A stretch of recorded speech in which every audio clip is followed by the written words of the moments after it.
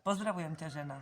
Týmto videom ťa chcem pozvať do cvičení Vyvážená, ktoré cvičím so ženami po Slovensku už 3. rok. Uvedomila som si, že základné cvičenia, ktoré môžeme používať dennodenne pri stresových situáciách, pri uvoľňovaní tlaku, pri nejakom vnútornom zharmonizovaní sú pre nás dôležité mať ich po ruke, a tak si ich na cvičeniach robíme jednoduché a ľahko zapamätateľné.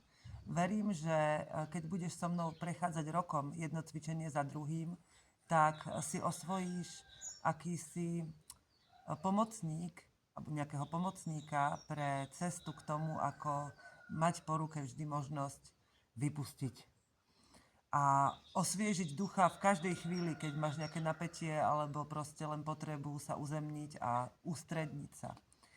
Prečo budem natáčať tieto videá je aj to, že mnohé ženy sa chcú stretávať, ale ako keby len sedieť a rozprávať sa im nestačí, a toto môže byť pre vás pomôcka. Že nielen doma samé, nielen v práci, nielen v bežnom živote si môžete osvojiť pár jednoduchých cvikov, ale aj keď sa stretávate a spájate, stačí, keď ste 2, 3, 4, nás je teda už 14 až 16 podľa toho, ktorá má kedy čas. Stretávame sa každý druhý pondelok, ale vy si môžete nastaviť intervaly ako chcete, pozrieť si nejaké video doma a potom si ho spolu zacvičiť.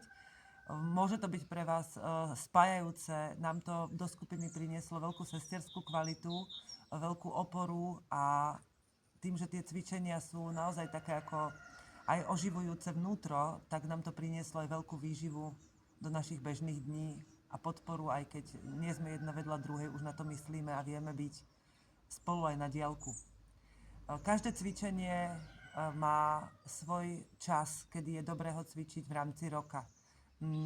Okrem toho vám prinesiem sériu základných cvičení, ktoré si môžete opakovať kedykoľvek, či už na začiatku cvičení, alebo proste len tak cez deň, podľa toho, kedy vám to príde. Vždy budem k tomu hovoriť nejaký krátky text, sprievodný, ktorý vy si už potom upravíte podľa seba, ako vám bude vyhovovať. Takže prajem vám šťastnú osobnú prácu a výživnú spoločnú tvorbu, tak, ako to potrebujete vy. Nastavte si to, a keď sa začneme takto rozvíjať aj na diaľku, tak verím, že si budeme môcť potom raz do roka urobiť veľké stretnutie vyvážených, ktoré cvičia, a potom sa navzájom vieme stretnúť a doplniť, vyživiť a naprúdiť si to ešte spolu a zase sa vrátiť potom do svojho života.